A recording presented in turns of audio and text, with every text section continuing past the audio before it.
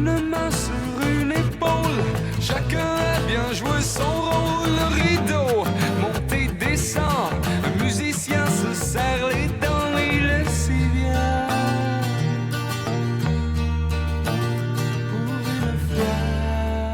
Le rideau qui est tombé. Serge Fiori est décédé, donc à l'âge de 73 ans, Marianne, des suites d'une longue maladie. Quelle vie, quelle carrière. Revisitons donc les grands moments de cette immense carrière. C'est un monument, c'est un de nos plus grands auteurs, compositeurs, interprètes là, qui nous quitte. Tout à fait. Un guitariste, un chanteur, fondateur du groupe Harmonium à qui on lui doit plusieurs succès, dont un musicien parmi tant d'autres. Pour un instant, comme un fou, il nous a quittés hier. Selon nos informations, il aurait été retrouvé sans vie à son domicile de Saint-Henri-de-Taillon, au lac Saint-Jean. On savait qu'il y avait des ennuis de santé depuis quelques mois déjà, mais M. Fiori serait décédé de causes naturelles. Le dossier a quand même été transféré au bureau du coroner qui confirmera les causes du décès un peu plus tard. Et là, tout le monde célébrait la fête nationale et c'est un des plus grands artistes de l'histoire de la province qui s'est éteint. Il est né en 1952 à Montréal. Il a fondé au début des années 1970 le groupe Harmonium avec Michel Normando, Louis Valois, groupe qui a révolutionné complètement la musique québécoise avec 3 albums folk rock en carrière, Harmonium s'il y avait une 5e saison et Leptade. Le premier album d'Harmonium qui a propulsé complètement le groupe du jour au lendemain au sommet des palmarès avec plus de 100 000 exemplaires écoulés en 1974. En 1975, c'est là qu'apparaît leur deuxième album, disque qui est considéré comme l'un des plus influents de l'histoire de la musique québécoise. Et Harmonium, faut le dire, c'est l'un des rares Québécois des années 1970 qui a connu un certain succès malgré ses paroles en français aux États-Unis. En 2015, même, le magazine américain Rolling Stone a classé leur deuxième album comme l'un des 50 meilleurs albums de l'histoire du rock progressif. Puis après la dissolution du groupe en 1978, Serge Fiori, lui, a lancé 200 nuits à l'heure en duo avec Richard Séguin, album qui a décroché 3 trophées Félix. En 1982, il a lancé son premier album solo et pendant plusieurs années, Serge Fiori, lui, souffrait beaucoup de troubles d'anxiété, de vivre la popularité au grand jour. Il a même été effacé, hein? Il a disparu de la vie publique. De l'œil du public pendant plusieurs années et après près de 30 ans sans avoir fait paraître de musique, il a lancé en 2014 un album éponyme sur lequel figure la pièce Le monde est virtuel qui était en nomination à titre de chanson de l'année en 2015 au Gala de la disque. Le disque, ça a permis à Serge Fiori de décrocher le Félix de l'album de l'année meilleur vendeur et du Félix de l'album de l'année adulte contemporaine au Gala. Il a aussi composé des bandes sonores de films, dont celle de Babine en 2009, qui a remporté également le Félix de l'album de l'année pour une bande sonore originale. Et là, hier sur les réseaux sociaux, pluie d'hommages, autant de la scène culturelle que de la scène politique. Plusieurs personnes sont sorties pour lui rendre hommage, notamment pour le remercier de tout ce qu'il a légué, pour souligner à quel point il était généreux, sa bonté, à quel point il était très humble, une personne très humble qui s'enflait pas la tête avec le succès, la popularité. Donc, c'est ce qui a fait jaser hier et c'est ce qui va faire jaser, au moins pour les prochaines semaines. C'est un décès qui marque beaucoup la culture, la population québécoise, surtout hier pendant la fête nationale. Bien, c'est ça. Alexandre, ça rajoute un peu, je trouve, à sa légende, à son mythe. Qu'un indépendantiste comme ça s'éteigne le jour de la fête nationale. Marianne faisait référence aux réactions. Fait un tour d'horizon peut-être là, des principales, parce que ce sont des grands noms, là, que ce soit de l'industrie de la musique, mais aussi du monde politique qui ont tenu à lui rendre hommage. Ouais, et puis c'est pas pour rien là, qu'il y a plusieurs leaders indépendantistes aussi dans le milieu politique qui ont souligné cette drôle de coïncidence de le voir mourir le jour de la fête nationale. C'est entre autres Yves-François Blanchet du Bloc québécois qui dit que sous le choc au moment même de l'année qu'il vit et se réjouit de sa musique et de son rêve de voir le Québec être un pays. Évidemment, Paul Saint-Pierre Plamondon, il est allé dans la même veine qui nous quitte là, en ce jour de fête nationale. François Legault qui a rendu hommage là, en parlant d'à quel point il a redéfini la place de la musique au Québec, que les albums d'Harmonium, c'est des albums culte, qui représente bien notre Québec. Reste à Montréal, Valérie Plante aussi, qui parlait de son adolescence, qui a été marquée aussi vers la musique, justement, d'Harmonium et de Serge Fiori. Toutes sortes de messages comme ceux-là. Il y a même la grande Céline Dion, qui est sortie également sur les réseaux sociaux pour souligner à quel point c'est une légende vivante, que Harmonium va vivre à jamais. Elle a même partagé des photos avec lesquelles elle se trouvait en compagnie de Serge Fiori. Non, ça pleuvait hier. Là. Si vous étiez sur vos réseaux sociaux, là, n'importe qui que vous suiviez dans la sphère publique québécoise, alors qu'on voit ici, pour ceux qui nous suivent à l'écran, Serge Fiori, justement, avec Céline Dion, là, qui s'enlacent l'un l'autre, là, vraiment des photos... Des photos qui me rendent émotif, là, presque. Là, c'est beau de le voir sourire comme ça. Puis c'est une autre chose qui a été soulignée, hein, déjà, juste dans l'annonce du décès par Serge Grimaud, hein, qui était son ami, son gérant depuis au moins 36 ans, qui disait qu'il s'est éteint comme il a toujours vécu, avec son sourire légendaire qui rayonnait. Ça aussi, c'est venu me chercher parce que on se comprend, c'est quelqu'un qui est disparu de l'œil du public, qu'on n'a pas vu faire des grandes sorties. C'était pas Monsieur Kodak, Monsieur Réseaux sociaux, on s'entend.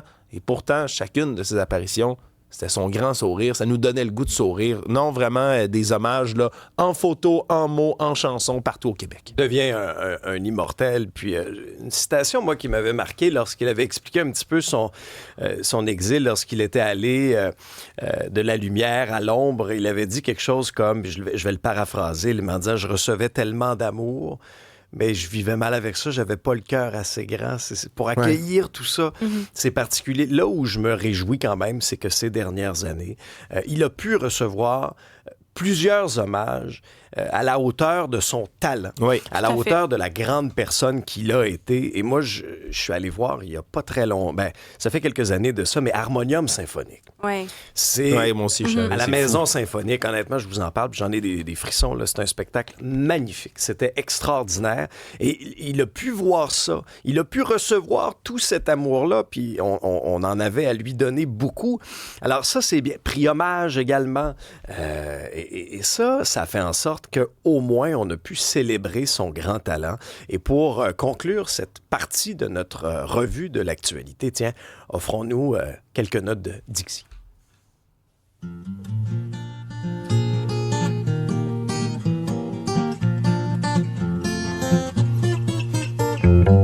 Dis-moi, c'est quoi ta toune qui me revient dans les oreilles tout le temps? C'est moi, j'ai plus ben temps comme avant, plus de temps comme avant pour remplir mes oreilles. Dis-moi, c'est quoi ta toune? Maintenant, ailleurs dans l'actualité, Alexandre, on surveillait un peu la situation à l'international. Est-ce que ce cessez-le-feu entre Israël et l'Iran allait tenir? On a vu que le président Trump était vraiment fâché hier lorsqu'il est sorti de la Maison-Blanche pour embarquer à bord de Marine One, s'est adressé à la presse. Et là, voilà qu'on apprend que l'Iran se retire de l'Agence internationale de l'énergie atomique. Oui, il arrive beaucoup de choses. Il faut croire que les gens au Moyen-Orient, aux États-Unis, ne savaient pas que c'était la fête nationale puis qu'il fallait se calmer les nerfs un petit 2 minutes. Je dis ça à la blague, bien évidemment, parce que il y a eu tellement d'actions là, depuis lundi. Je vous résume tout ça rapidement. Bien évidemment, on suivait là, les frappes qui ont duré là, pendant des jours et des jours entre Israël et l'Iran. Finalement, intervention américaine durant la fin de semaine. Bombardement de 3 sites nucléaires iraniens. On termine tout ça, laisse la poussière retomber. Quelques frappes israéliennes par la suite. Même chose du côté de l'Iran. Et là, cessez-le-feu qui est mis en place puis qui entre en vigueur aujourd'hui. Il y a eu quelques débordements. Heureusement, là, cet accord de paix-là, pour l'instant, n'a pas basculé, mais on se comprend que c'est une trêve qui est excessivement fragile. Une trêve dont s'est grandement félicité Donald Trump, qui s'est lancé sur ses réseaux sociaux pour souligner le non, plus personne ne se bombarde, rentrez dans vos avions, passez à côté des avions ennemis, faites-vous un hand wave, faites-vous un salut de la main, c'est la paix, tout le monde, nous avons réglé tout ça. Bon, bien évidemment, pour son image et même pour les gens à l'intérieur de son propre parti, M. Trump se doit de se représenter comme celui qui ne fait pas trop d'interventionnisme. Et c'est d'ailleurs ce qui l'a autant fâché, là, ce que tu décrivais, Alex, c'est que depuis les frappes, il y a un rapport préliminaire confidentiel du renseignement américain qui a été ébruité dans les médias. Il y a des sources proches du dossier qui ont joint toutes sortes de gens dans les médias pour leur parler puis pour leur confier que les installations de Fordo, Natanz, Ishpan qui ont été bombardées, on n'aurait pas complètement éliminé les centrifugeuses, les stocks d'uranium enrichi, tout ça serait encore là. Ce qu'on aurait fait, c'est plutôt bombarder les points d'accès, les entrées, les tunnels qui permettent d'accéder à ces bases-là qui sont enfouies creux sous terre, ce qui fait en sorte qu'on a retardé le programme nucléaire iranien, d'accord, mais de seulement quelques mois. On n'a pas complètement annihilé les capacités nucléaires iraniennes, comme M. Trump ne cesse de le dire depuis les frappes. Ce qui fait en sorte qu'on l'a vu sur les réseaux sociaux. D'ailleurs, les fake news CNN, eux et le New York Times se sont associés pour aller traîner dans la boue les frappes avec le plus grand succès de l'histoire des États-Unis d'Amérique. Ils se font détester par le public. Il peut chialer comme il veut, mais reste que ce rapport-là a été ébruité, il a été confirmé même par l'administration américaine qu'il est réel, et ça, évidemment, ça refroidit un peu, si on veut, le succès de cette attaque-là qui avait été affirmée au départ. Et pendant ce temps-là, le Parlement iranien, tu le dis, Alex, se retire ce matin de l'Agence internationale de l'énergie atomique en dénonçant cette organisation-là, en disant « Vous n'avez jamais critiqué les frappes qui ont été faites sur nos installations. Nous sommes, officiellement du moins, des installations nucléaires civiles. Vous devriez, et c'est le rôle habituellement de cette agence-là internationale, de dénoncer les frappes. Ça avait été fait, par exemple, lors des premières attaques russes qui avaient frappé la centrale de Zaporizhzhia en Ukraine. L'agence était immédiatement intervenue pour dénoncer tout ça, ce qu'ils n'ont pas fait dans le cas de l'Iran. Et donc, l'Iran se retire. Ça amène toutes sortes d'inquiétudes, bien évidemment. C'est très rare qu'on entend un président américain utiliser le mot en F. Fake news? Non, le mot en F comme dans fuck. Et il en a sorti un très, très bien senti hier, honnêtement. Puis lui, ce qu'il disait essentiellement, c'est que là, ces deux peuples-là saillissent depuis tellement longtemps qu'ils savent même plus ce qu'ils font, qu'ils savent même plus pourquoi ils se bombardent. Ça l'a vraiment piqué au vif de voir qu'Israël, en réponse, soi-disant, à un non-respect de ce cessez-le-feu-là, avait vraiment bombardé encore une fois l'Iran. À surveiller aujourd'hui aussi, ça va être le deuxième jour du sommet de l'OTAN. Ça se passe aux Pays-Bas. Et au cœur des discussions, ça va être l'augmentation des dépenses en défense. On avait le fameux 2% du PIB. Souvenez-vous, Mark Carney, il n'y a pas si longtemps que ça, était tout fier de se péter bretelles et de nous dire qu'enfin, le Canada allait atteindre le 2%. Mais là, c'est plus 2%, ce serait 5%. On a des mauvaises nouvelles pour lui. La nouvelle barre à respecter. Puis il y a toute la question aussi de, tu sais, avec l'OTAN, c'est le principe et c'est l'article 5, sans trop rentrer dans les détails, là, mais si je vous le résume le plus clairement possible, c'est l'espèce de devise de un pour tous pour un. C'est-à-dire, lorsque un pays de l'OTAN est attaqué, tous les pays de l'OTAN vont venir à sa défense. OK? Là, Trump a soulevé certaines questions sur la garantie de défense mutuelle au sein de l'Alliance. Est-ce qu'on aura des précisions aujourd'hui? On verra bien, mais on n'en est pas, bien sûr, à une surprise près dans ce cas-ci. Non. Revenons chez nous, parce que ça, vous connaissez mon aversion sur la mauvaise gestion des finances publiques. Mm-hmm. Et des fois, le dilapidage de certains de notre impôt durement travaillé qu'on envoie à Québec. Là, ce qu'on apprend aujourd'hui dans le journal, c'est qu'en plein déficit, Québec donne 9 millions de dollars en boni aux fonctionnaires. 9 millions. 9 millions. Oui. Mais attention, pour leur fidélité, mesdames et messieurs. Pour leur fidélité. Puis quand on parle de... combien de temps? 2, 3 ans? 3 ans. Oui, après 3 ans, que vous c'est la loyauté. Exact. Oh. C'est au-dessus de 14 500 employés de la fonction publique qui vont toucher ce boni-là, parce que s'ils ont un rendement satisfaisant puis qu'ils ont au moins 3 ans consécutivement d'ancienneté dans le même ministère ou le même organisme, attention, très difficile, montant forfaitaire annuel de 300 $, si ça fait 5 ans qu'ils sont là, 800 $ par année qu'ils reçoivent en bonus parce qu'ils sont restés dans le même ministère. Parce que ce qu'on dit, puis c'était l'intention derrière ce boni-là, c'est qu'au sein des ministères et des organismes publics, il y a des gens qui sautent d'un endroit à l'autre constamment en faisant des sauts de puce, qui fait en sorte que on avait de la difficulté à garder des expertises au même endroit. Et donc, on dit, dans la dernière négociation de convention collective qui a été signée l'automne dernier avec les employés de la fonction publique, on a ajouté cette clause-là pour essayer de limiter les déplacements. Sauf qu'on se comprend que dans un déficit historique de 14 milliards de dollars, à un moment où on coupe dans les écoles, partout dans les services aux élèves, ce qui était censé être la vache sacrée en l'éducation du gouvernement de la CAQ, qui ne semble plus l'être, on coupe.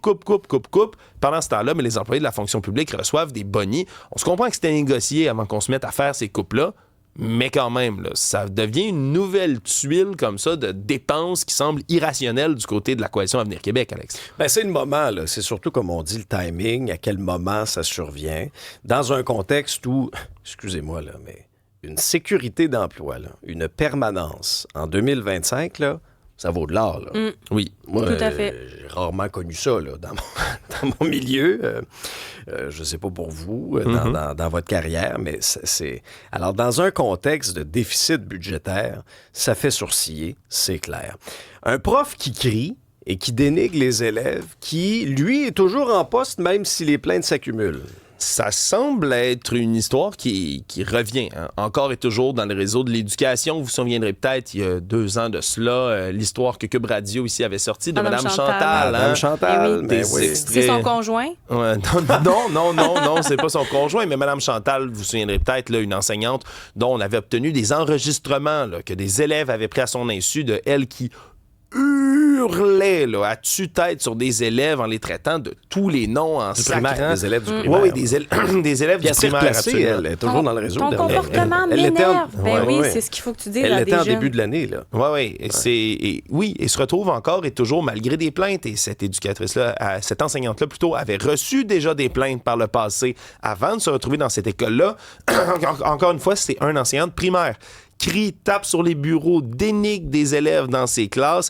Et là, on parle de plaintes. Là. Il y a au moins 6 parents d'école qui se sont plaints dans l'école où ils se trouvent en ce moment au Centre de service scolaire de Montréal. Mais on dit là, toutes sortes d'autres écoles là, se retrouvaient à Saint-Paul-de-la-Croix, à la Visitation, à Louis-Collin, à Saint-Jacques-Jogues. Toutes des écoles où ils enseignaient collectionnent des plaintes et se faire placer constamment. Puis je vous résume quelques-unes de ces plaintes-là, de comportements duquel il est accusé. On ne le nommera pas. Mais, je veux dire, ça finit plus de finir, là. Déjà, là, je l'ai dit, taper sur des bureaux, dénigrer des élèves, dit qu'un jeune, il était étonné qu'il fasse du sport parce qu'il le trouvait gros. Oui. Voyons donc. Ouais, sévérité excessive, absence de rétroaction. Là. On dit qu'il n'y a pas eu de bulletin qui était donné, par exemple, ou de notes depuis le mois de mars à certaines élèves. Là. Les parents s'en étonnaient. Il y a des élèves qui l'ont vu sur l'écran, là, en avant, le Active Board qui est utilisé dans les classes scolaires. L'ont vu utiliser ChatGPT pour être capable de faire certaines évaluations pédagogiques ou autres parce que lui-même semblait pas être capable de le faire, mais des avalanches là, de devoirs, semble-t-il, aux élèves pour pallier à cette désorganisation. Donc, il les inonde de tout ça. Aurait déjà enfermé un élève dans une armoire, ça a l'air, là, quelqu'un qui est pris avec des troubles là, de TDAH, l'aurait enfermé dans une armoire pour le calmer en guise de discipline, ce qui avait été dénoncé évidemment par les parents.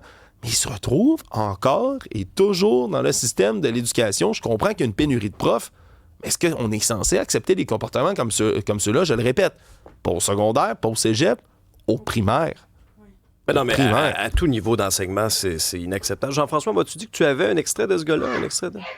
Non, c'est Mme Chantal, ça. Non, Mme Chantal. Là, toi, écrase. On va y faire... Non, c'est ça. Mme Chantal, on l'a assez entendu.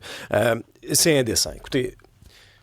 Ça se peut que ce soit pas pour vous, l'enseignement. Non, mais je vais résumer ça de cette façon-là. Là. Ouais. C'est indécent un professeur, un enseignant qui se comporte de cette façon-là n'est pas fait pour être enseignant. Il y a d'excellents profs, d'excellents enseignants. Moi, j'en ai eu plusieurs dans mon parcours scolaire. Et ça fait tellement la différence dans la vie des jeunes. Ben oui. Alors là qu'un jeune croise le chemin d'une espèce d'enragé comme ça, OK? Ça peut changer une trajectoire de vie et on ne devrait pas permettre ça dans le réseau de l'éducation. Combien de chances on va laisser à ce genre d'individu-là, OK? Qui crie, qui gueule après nos enfants? C'est inacceptable. Comme société, on ne devrait pas tolérer ça. Les parents de ces enfants-là ne devraient pas tolérer ça. Le système scolaire ne devrait pas tolérer ça. Un mot en terminant au sport, Alexandre. Sur le temple de la renommée, il y a de bonnes nouvelles, entre autres pour Daniel Sauvageau. Mais il y a Carey Price qui a été boudé à sa première année d'éligibilité. Ouais, mi-figue, mi-raisin, on va le dire comme ça, là, pour les amateurs montréalais et québécois, là, de manière plus générale, de hockey. Parce que oui, Daniel Sauvageau a eu le droit là, à l'honneur suprême du hockey. Nomination au temple de la renommée dans la catégorie des bâtisseurs. Elle devient la première femme tout court de l'histoire à être entrée dans cette catégorie-là, ce qui est un honneur énorme. Hein? Je rappelle, c'est une pionnière du hockey au Québec, au Canada. Même, elle a été évidemment là, celle qui est à la tête de l'équipe canadienne féminine pour leur première médaille d'or olympique à Salt Lake City en 2002. Mais bien évidemment, en ce moment, elle est toujours très active. Elle est au sein de la Ligue féminine de hockey. Également, est en pleine période même de repêchage, là, ce qui se passe en ce moment. Donc, elle a appris cet honneur-là, s'est fait appeler en après-midi hier, se disant disait excessivement ému. Encore une fois, c'était jour de la fête nationale en plus de tout ça. Donc, un honneur là, qui est amplement mérité pour Daniel Sauvageau. On parle aussi de Joe Thornton, Duncan Keith, Alexander Mogilny, Zdeno Chara, Jennifer Botterill, Brianna Decker et Jack Parker qui sont élus également là, donc, au Temple de la Renommée. Ça va se tenir le 10 novembre prochain à Toronto. Mais je n'ai pas nommé Carey Price non, parce qu'il n'y figure Bon. pas. Et il y a beaucoup de réactions, que ce soit sur les réseaux sociaux, au sein des chroniqueurs de sport, parce que la carrière de Carey Price, et c'était sa première année d'éligibilité cette année, Thornton, Keith et Chara ont eu cet honneur-là. Carey Price, même s'il n'a pas gagné de Coupe Stanley, on se comprend, il est passé proche un peu avec le Canadien en 2021, mais il a été tellement dominant pendant des années où... Franchement, le Canadien n'avait pas d'équipe devant lui. Il jouait absolument tout seul. Il a tenu ce club-là à bout de bras. C'est sûr qu'il aura sa place, à mon sens, au Temple de la Renommée. Ce ne sera pas cette année. Est-ce que ce sera dans quelques années? Je lui souhaite sincèrement.